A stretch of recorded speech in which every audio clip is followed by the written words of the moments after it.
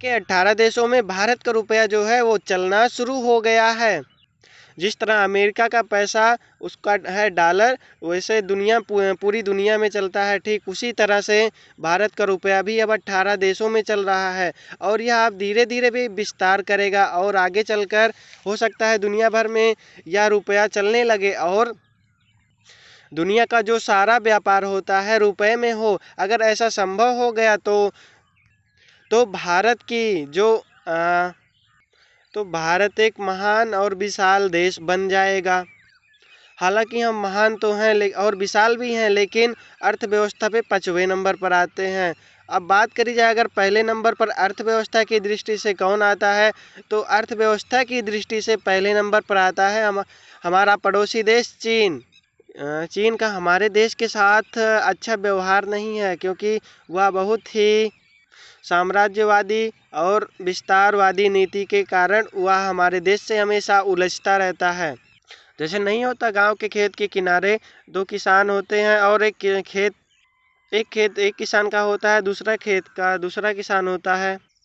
और एक खेत का किसान जब खेत की गोड़ाई करता है तो उसके बाद जो होता है वो मेड़ को काट लेता है, काटते काटते अपने खेत का विस्तार कर लेता है। ठीक वही अगर बात आती है जनसंख्या किसके पास जाता है, तो ये गंधौरा चीन के पास सबसे ज़्यादा जनसंख्या है। लेकिन 2023 में यह दूसरे नंबर पर हो जाएगा और हमारा देश पहले नंबर पर हो जाएगा जनसंख्या की दृष्टि से।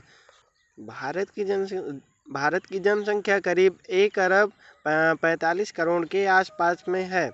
भारत में सबसे ज़्यादा युवा आबादी करीब 60 करोड़ के आसपास में है। भारत में सबसे ज़्यादा युवा आबादी है, क्योंकि इसका पता गांव में ऐसे चलता है कि जब गांव में किसी के यहाँ शादी ब्याह पड़ता है तो वो बोलेरो या 4 चक्का बुक करने के लिए जाता है। तो आज के समय में सारी 4 चक्काएँ बुक होती हैं, मतलब पहले से ही वो सट्टा बयाना लिए रहते हैं। और जब जाओ वहाँ बुक कराने कहते हैं भैया हमरे लगे खाली ना आना।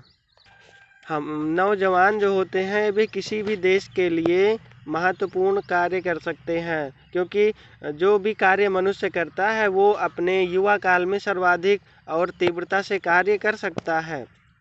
ऐसा थोड़ा है कि कोनो बुढ़वा को लेके आओ और उससे कह दो ऐसा वैसा काम कर दो, वो ऐसा वैसा तो नहीं करेगा, लेकिन वो ऐसा वैसा तो हो जाएगा।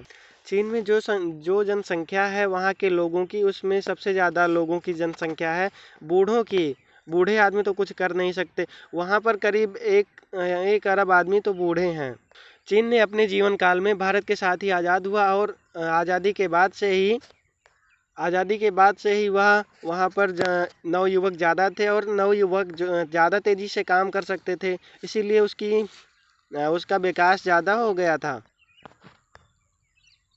लेकिन अब बारी है भारत के विकास करने की, क्योंकि भारत के पास अब जनसंख्या जो है आधा से ज़्यादा तो नवयुवकों की है।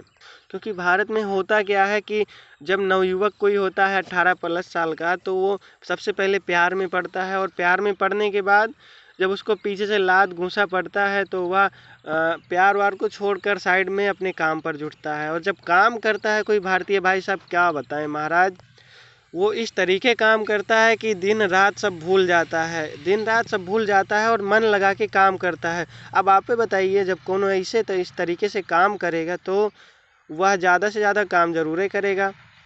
ऐसा तो नहीं होता कि कोई व्यक्ति काम करने आए और घड़ी देखता रह जाए और वह ज़्यादा काम कर दे, ऐसा तो नहीं होता है। थैंक यू दोस्तों, अगर वीडियो बढ़िया लगा हो तो चैनल को लाइक करिए, शेयर करिए, सब्सक्राइब करिए और लाइक भी कर दीजिए। धन्यवाद।